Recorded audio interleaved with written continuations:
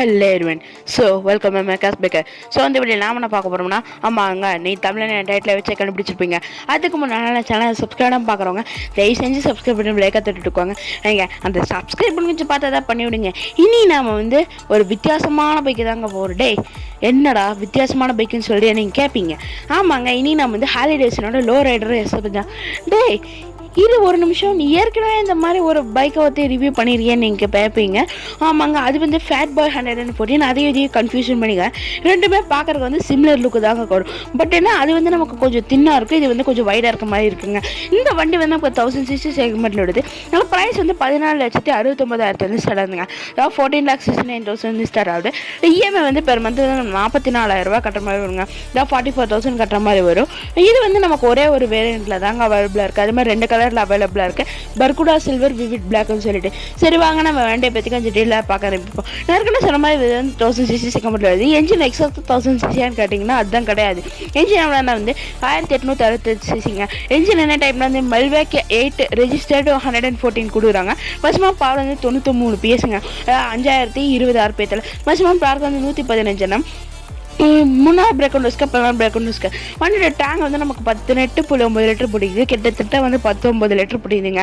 Body type நான் ஏற்கனவே சொன்ன மாதிரி க்ரூசர் பைக் அடியில் வருதுங்க. ஃபீச்சர்ஸ் அண்ட் சேஃப்டியை பற்றி மிராட்டமாக பார்த்துட்டோம்னா ஏபிஎஸ் 12 சேனல் கொடுறாங்க. ஸ்பீடோ மீட்டர் அனலாங்க. ஓடோமீட்டர் ட்ரிப் மீட்டர் ஃபியூல் காசுன்னு சொல்லிட்டு எல்லாமே டிஸ்பிளே வருது. டேக்கோ மீட்டருமே அனலாங்க. சரி வாங்க நம்ம வண்டியை பற்றி கொஞ்சம் டீலாக பார்க்க ஆரம்பிப்போம். நான் ஏற்கனவே சொன்ன மாதிரி இது நமக்கு V-twin சிலிண்டரில் அவைலபிளாக இருக்குங்க. அதே மாதிரி டிரைவ் என்னன்னா செயின் ரே தான். ஸ்டார்டிங் சர்வீஸ் ஸ்டார்ட் பண்ணி தான் கொடுக்குறாங்க. சப்ளை ஃபியூல் இன்ஜெக்ஷன் மோடு தான். டிரான்ஸ்மிஷன் மேனுவலுங்க. கியர் பாக்ஸ் 6 ஸ்பீட் கொடுக்குறாங்க. கம்ப்ரஷன் ரேஷியோ 10.5:1ங்க. எமிஷன் டைப் BS6 தான். ஃபீச்சர்ஸ் சேஃப்டியை பற்றி நாலு நிலமாக பார்த்துட்டோம். ரெண்டு சொன்ன மாதிரி ஏபிஎஸ் 12 சேனல் கொடுக்குறாங்க. ஸ்பீடோ மீட்டர் டேக்கோ மீட்டர் மட்டும் அனலாகுங்க. மற்றது எல்லாமே டிஜிட்டலில் வருது. கன்சோல் நமக்கு அனலாக் அண்ட் டிஜிட்டல் ரெண்டும் சேர்ந்த ஒரு கலவை. பாசிட்டிவ் இருக்குது, கிளாக் இருக்குங்க. சஸ்பென்ஷன் பற்றி பார்த்துட்டோம்னா சேசஸ் பற்றி எனக்கு ஃபுல் டீட்டெயில் தெரியலைங்க. ஏன்னா இந்த பைக்கில் மேக்ஸிமம் அந்த சேசஸ் நமக்கு நார்மலான சேசஸ் தான் கொடுப்பாங்க. சில பைக்கில் சேசஸே கொடுக்க மாட்டாங்க.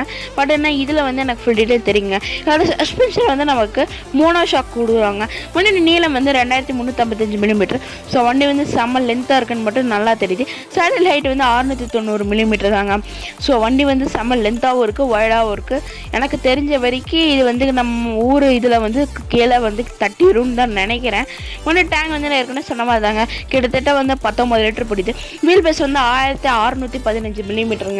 ஸோ கண்டிப்பாக நமக்கு கீழே தட்டிடும் ஸ்பீட் பிரேக்கரில் ஏறும்போது. அது மட்டும் இல்லாமல் கிரவுண்ட் கிளியரன்ஸுமே நமக்கு 120 mm தான் தராங்க. ஸோ கண்டிப்பாக பிரச்சனை தாங்க இந்த பைக்கெலாம் நம்ம ஊரில் எடுத்துகிட்டு போகிறது. பாசிட்டிவ் இருக்குது, கிளாக் இருக்குங்க. இதில் நமக்கு ஏற்கனவே சொன்ன மாதிரி இந்த பைக்கில் நமக்கு அந்த அந்த பல்கியான லுக் கொடுக்கறனால நமக்கு வெயிட்டுமே அதிகமாக இருக்கும்.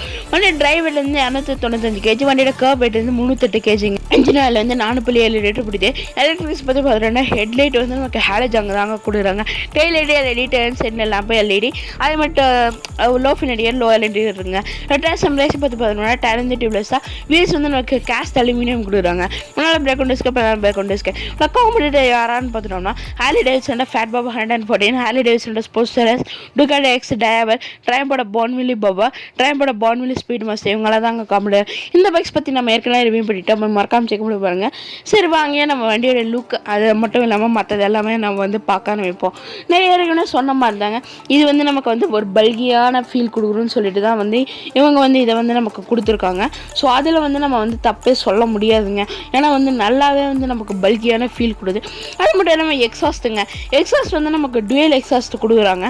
ஸோ அதுவுமே நமக்கு ஒரு நல்ல விஷயம் தான். டேய் இதில் என்னடா உனக்கு நல்ல விஷயம் நீங்கள் கேட்பீங்க.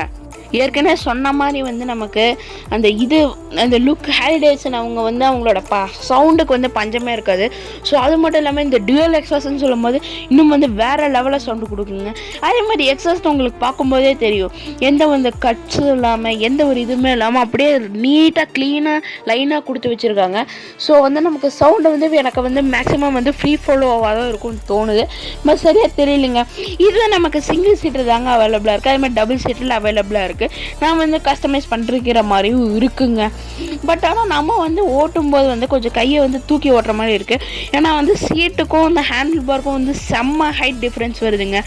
ஹீட்டு வந்து நல்லாவே அடிக்கும் தாங்க எனக்கு படுது. ஏன்னா நம்ம கால் வைக்கிற இடத்துல தான் வந்து என்ஜினும் இருக்கிறனால வந்து ஹீட்டு வந்து நமக்கு நல்லாவே நம்மளால் ஃபீல் பண்ண. பட் ஆனால் இந்த மாதிரி பைக்கில் வந்து நமக்கு இப்போ அட்வான்ஸாக வர்றதில் வந்து கூலிங் சிஸ்டம் வந்து கொஞ்சம் அட்வான்ஸாக கொடுக்குறாங்க. ஓகேங்க, இந்த வீடியோ நாம வந்து ஹார்லி டேவிட்சனோட லோ ரைடர் ரெஸை பற்றி பார்த்தோம். இன்னும் மறந்தாலும் குட் பை.